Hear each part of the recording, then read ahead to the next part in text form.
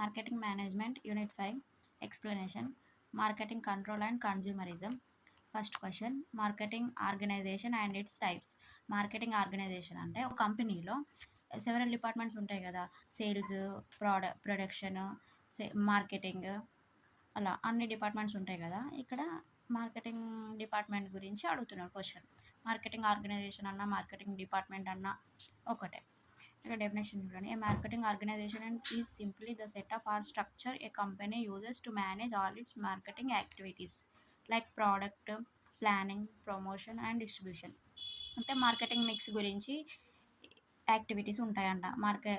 ఒక కంపెనీలో మార్కెటింగ్ యాక్టివిటీస్కి సంబంధించిన అన్ని మార్కెటింగ్ ఆర్గనైజేషన్లోకి వస్తాయి. దాని స్ట్రక్చర్ అడుగుతున్నాడు. టైప్స్ అన్న స్ట్రక్చర్ అన్న ఏదైనా ఇది రాసిరండి. స్ట్రక్చర్ ఏంటంటే functional structure. First one functions. మేనేజ్మెంట్లో ఫంక్షన్స్ ఏముంటాయి ఒక కంపెనీలో? Research department, sales department, advertising, finance department, production department. ఇలా ఫంక్షనల్ స్ట్రక్చర్ మీద ఒక కంపెనీ ఏమైతే చేస్తుందో వాటి ఫంక్షనల్ స్ట్రక్చర్ మీద డిపెండ్ అయి ఉంటుంది అన్నట్టు మార్కెటింగ్ అనేది. Next line and staff structure. అంటే లైన్ అండ్ స్టాఫ్ స్ట్రక్చర్లో లైన్ మేనేజర్స్ అంటే చిన్న చిన్న ఎంప్లాయీస్ అన్నట్టు. మార్కెట్ అనలిస్ట్, మార్కెట్ ట్రెండ్స్ని అనలైజ్ చేసేవాళ్ళు. స్టాఫ్ ఎక్స్పర్ట్స్ అంటే ఎక్స్పీరియన్స్ ఉన్నవాళ్ళు, బాగా నాలెడ్జ్, ఆ పర్టికులర్ ఫీల్డ్లో ఎక్కువ నాలెడ్జ్ ఉన్నవాళ్ళు.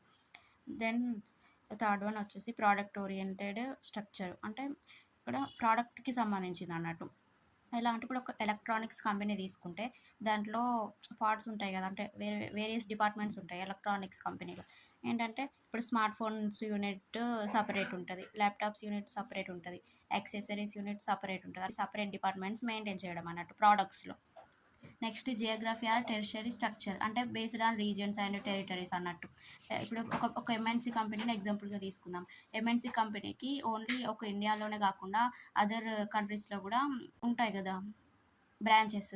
సో అలా ఏషియా, యూరోప్ ఎగ్జాంపుల్ ఇట్లా రాయండి. America, Australia, interlinking between other countries. అది జియోగ్రఫీ ఆర్ టెరిటరీ కిందకి వస్తుంది. Matrix structure. మ్యాట్రిక్స్ స్ట్రక్చర్లో ఫంక్షనల్ మేనేజర్ ఉంటాడు, territory or product manager.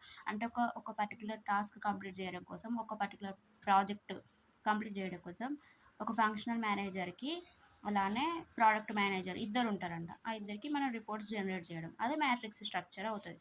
Next ఇక్కడ కాంబినేషన్ జరుగుతుంది అన్నట్టు, functional plus product.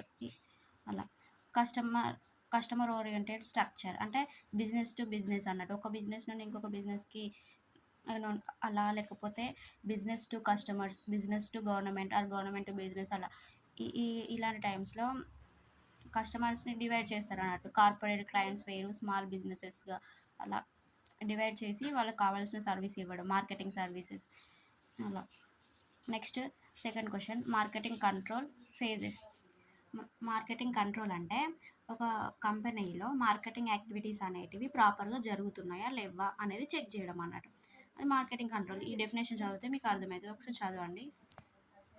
Next phases of marketing control.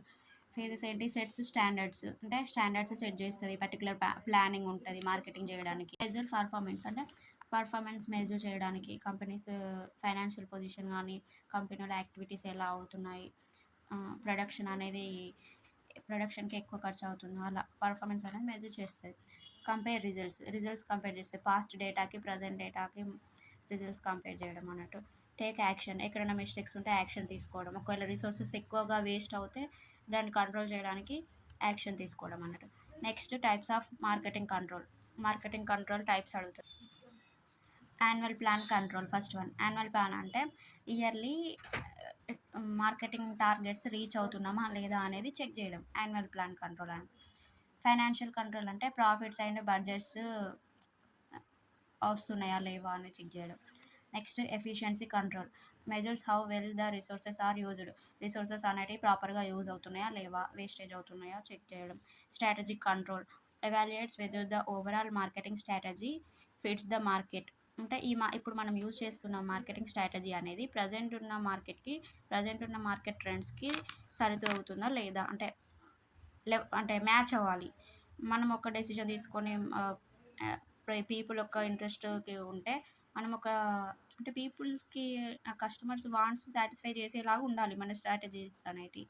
అలా లేకపోతే సేల్స్ అనేవి ఇంక్రీజ్ అవ్వవు అన్నట్టు. సో అది టైప్స్ ఆఫ్ మార్కెటింగ్ కంట్రోల్ ఇవి ఒకసారి చూసుకోండి. Marketing audit or objectives or need.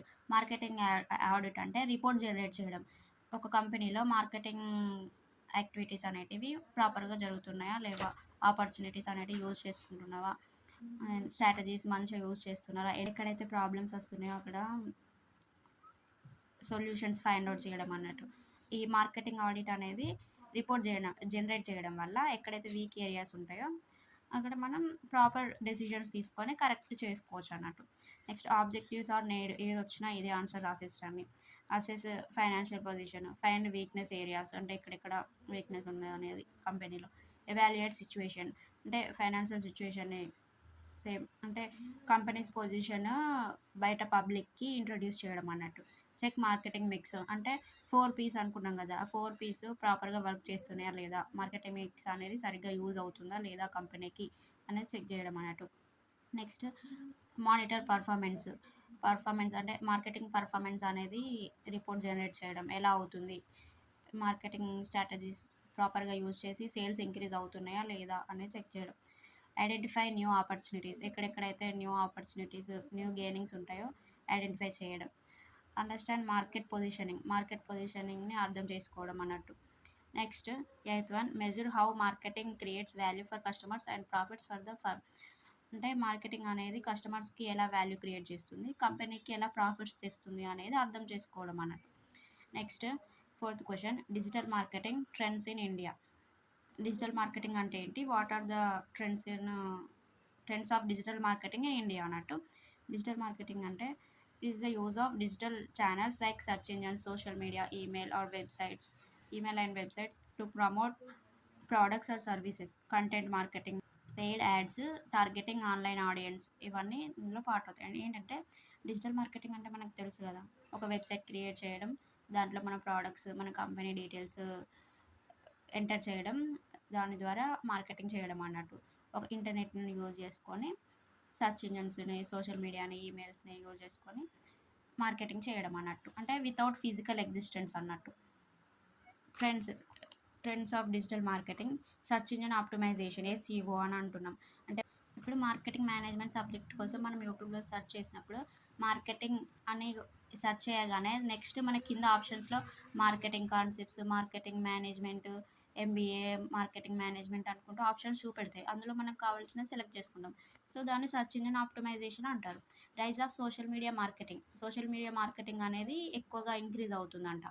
అది ప్రజెంట్ ట్రెండ్ అన్నట్టు. ఇప్పుడు కంటెంట్ మార్కెటింగ్ రూము అంటే కంటెంట్ క్రియేషన్ వల్ల కూడా మార్కెటింగ్ జరుగుతుంది. కొందరు కంటెంట్ క్రియేటర్స్ కొన్ని ప్రోడక్ట్స్ ప్రమోట్ చేస్తారు కదా, సో అది.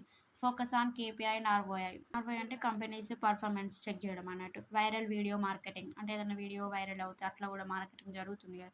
సో ఇది మార్కెటింగ్ ట్రెండ్స్ ప్రజెంట్ ఇండియాలో. సో ఇది 5th యూనిట్ ఫ్రెండ్స్.